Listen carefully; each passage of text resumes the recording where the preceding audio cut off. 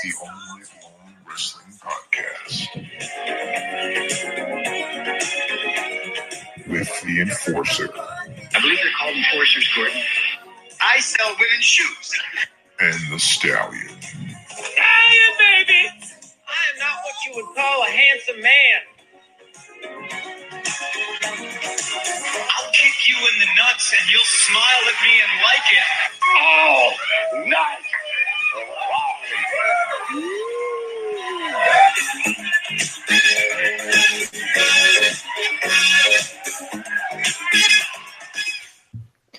All right, Tuesday night, March the 6th, here All Night Long Wrestling Podcast here in New York City. So tonight we have a very special guest with us. Once again, we have Amber Nova from the independent wrestling scene. Amber, thank you for joining us tonight. Thank you for the introduction. No problem. So we just wanted to get started, talk about a few different things. I know we were doing some research on you, obviously, before the show. And we were looking at your bio, some of your background, your experience with wrestling. And we saw that you were an EMT before you became a pro wrestler. Is that true? Yes, it is true. So how did you get into being an EMT and then I guess ultimately decide to transition from that into being a pro wrestler? So I watched wrestling since I was younger, started with my dad when I was a kid, which is, I think how most people probably get into it. And I was an EMT for a few years, and then I decided I wanted to move to Orlando and pursue professional wrestling and just trying to work my craft and perfect it and get good while I'm here. And that's pretty much how it happened.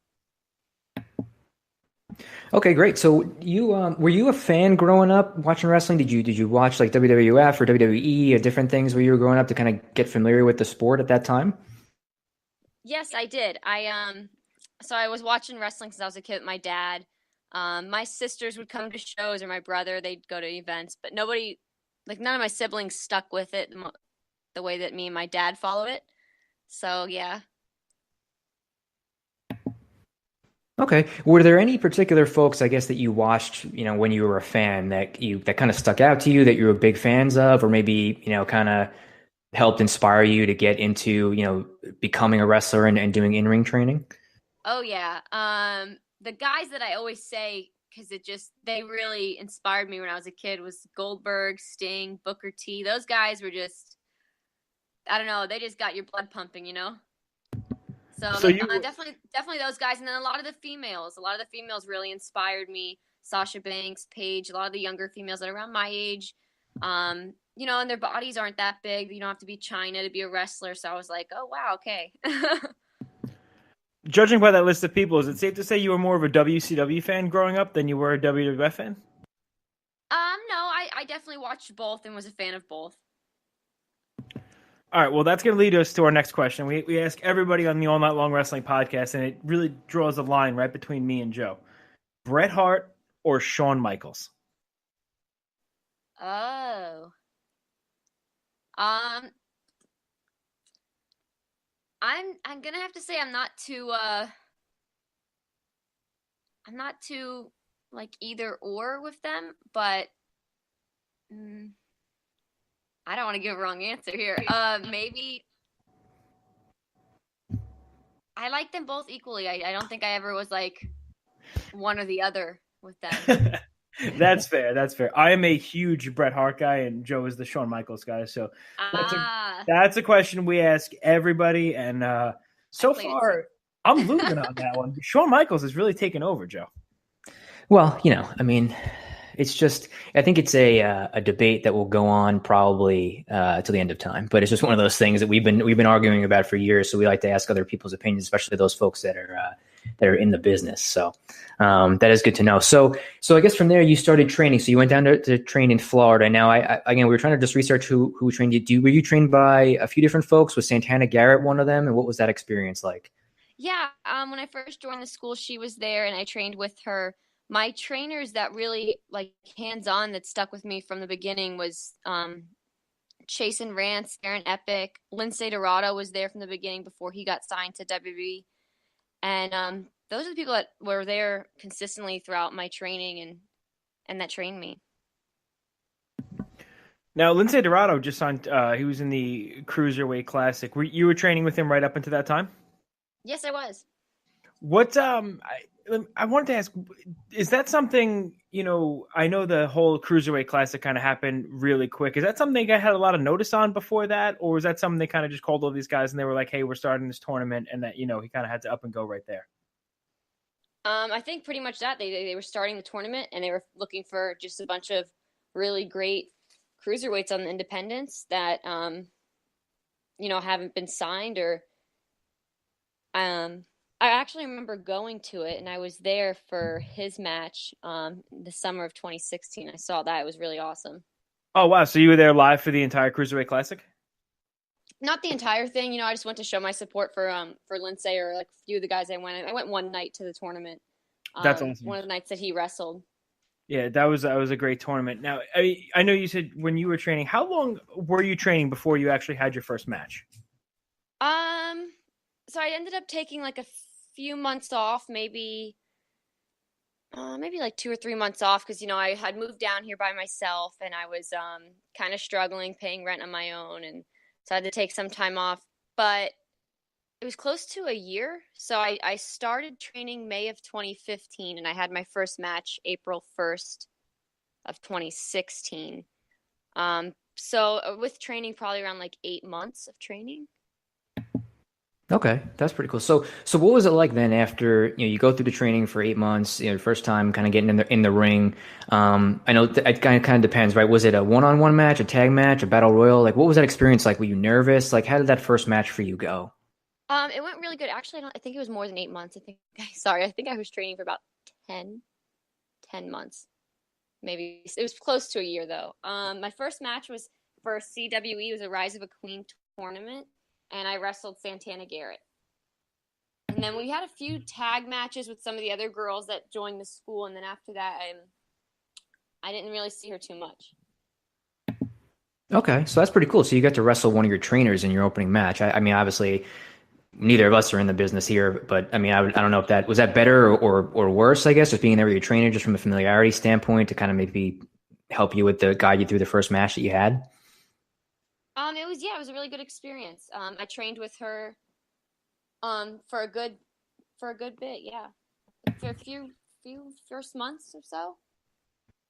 Okay, cool. Now we were looking at some other stuff. Now, you've taken part in some like mixed gender matches, right? Where you've either teaming with or going against men. Yes. I have done some intergender matches, and that's fun. I think I'm a kind of a little tough badass, so I like to take on the guys. Actually, I am AWA Florida Tag Team Champions with Axe Clover, and we just had an intergender tag team match for our tag belts last weekend at I Believe in Wrestling, and I wrestled my two trainers for the first time. It was actually Chase and Rance and Aaron Epic, and that was a lot of fun. That was great, and I said how great these guys were. They've been there from the beginning training me completely hands-on, and what better way to thank my trainers than by beating them. And then Axe did. You feel a little more pressure getting in the ring with your trainers. Like you have to, I don't want to say like bring it a little bit more, but you have to kind of show them what you've learned and how good you really are. Yes, there's always that intimidation factor where I wanted, and I still do, I want to make them proud and show them that I'm a product of their school and of their training, and I think I do that so far. Okay. So what would you guys, if you were to classify, your style in the ring, for people that have seen you or are going to be coming to see you either this weekend at Shine or at any event, how would you classify like your style of wrestling? Are you more of a, ground and pound? I know you said you're kind of a badass. So you're a ground and pound wrestler, are you high flying? You're kind of a mix of all different styles in the ring? Yeah, I would say a lot of basic wrestling, traditional wrestling, but I love to incorporate a lot of high flying, lucha style. Strikes aren't really, I'm small and feisty, so strikes aren't always something I go for. But definitely traditional with lucha style. I like the high flying. I'm small. I'm probably one of the smallest females out there, so it comes to my advantage. I can do things that big girls can't. That's very true. That's a good point. So you've been wrestling for at least since about 2 years or so, right? Since you had your first match, and I know, and Mike and I know, and I'm sure a lot of other people know as well, that you had made some appearances with Impact Wrestling. Now, Impact obviously has been around for a little while, but I think lately the reputation there is at least on the internet, right, is not that it's not so great, or I don't know, maybe it's a little disorganized, or they're constantly changing, people that are in charge. But what was it like for you, like working down there? I know you worked several matches with some different female wrestlers that were in Impact. So what was it like, I guess, to get that opportunity? You're on TV, and how was the overall atmosphere down at Impact Wrestling? The atmosphere was great. It was a great experience. I was there. I've been doing TV extra work with them since April of last year, and also when it was GFW, and it was a great experience. Everyone's been extremely pleasant. Working with the girls and the opponents I've had in the ring, they've been I've been able to learn from them, and I want to say hold my own. And it's great because I'm learning how to perfect my craft, and every opportunity I get there, I'm learning more and more in-ring craft that I can get just a little bit more and more. Yeah, that's really cool. I mean, I could tell you that just from watching Impact as a fan myself, I remember when you debuted. So, I mean, I guess, you stood out, at least for me as a fan, like just watching you and your style and your approach in the ring going against these women that, had been on Impact before. And to me, it seemed like you fit right in with them. So I guess I appreciate it. Yeah. So it sounds like a really, really cool, experience to be down there. And I guess to be on TV. I mean, Mike and I have sat front row at events, and that's the closest we've been to getting on TV. So Usually my beard stands out in the front row and I always see myself. So I have to say. I wanted to ask you, how did you get to Impact? I know, you're working in Florida. When did the Impact call come, and how did they find you?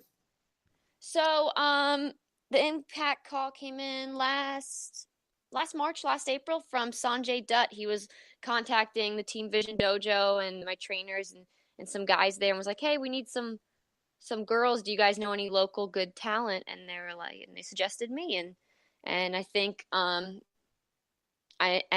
what I've heard from people, and I've been grateful to have the opportunity to work with Gail Kim as my agent, and they've given me great feedback. And they also wrote like an article on Impact's website that they keep bringing me back, obviously, because I'm doing good and I can prove that I can hang. So it was really nice, and I really appreciated it. That's awesome. And for me too, I feel like Impact, they always had the focus on their knockouts division, and they always took women's wrestling, even when WWE wasn't doing it and they were having all those, ridiculous gimmick matches. Impact Wrestling always had, a great knockouts division. They had Gail Kim, Angelina Love, Velvet Sky, Madison Rayne, and even back in the day, they had like Mickey Knuckles, and they were always great matches. So Impact, I feel like, as much flack as they get on the, on the internets, they always did really well by the women's division, the knockout division. Now, this weekend you're going to be at Shine. Is the Impact door, is that closed right now, or is that something kind of on a basis where they call you when they're doing tapings? How does that work? Yes. So I'm not signed, contracted talent. However, I've been doing extra work for them, and they bring me in as they need me or when they're filming in Orlando at Universal Studios. So yeah, it's like an on-call basis. Gotcha. And now, being part of that, I know Impact, they do like 5 nights in a row tapings, and they'll tape for like almost like a year at a time. Do you find that something like that is a little bit more difficult to deal with? Where would you prefer like the weekly shows that you take part of, or would you prefer to do the tapings all in one shot? I guess whatever works best for them, as long as my body can hold up, as many power bombs as I've taken so far on this show, in my matches. Go for her Karana, and then the girls are kind of bigger than me, and but no, I mean, it doesn't affect me, and it's as long as I can keep up, that's all that matters. Gotcha. And they definitely have some bigger girls over there in Impact. I know Sienna, I've got a chance to watch her wrestle a couple times. She's she's a big girl too, and a lot of fun to watch. Now, let's get to this weekend. You're going to be at Shine 49. I will be there. Joe will be there. It's going to be our first show. I'm really looking forward to it. Awesome. I'm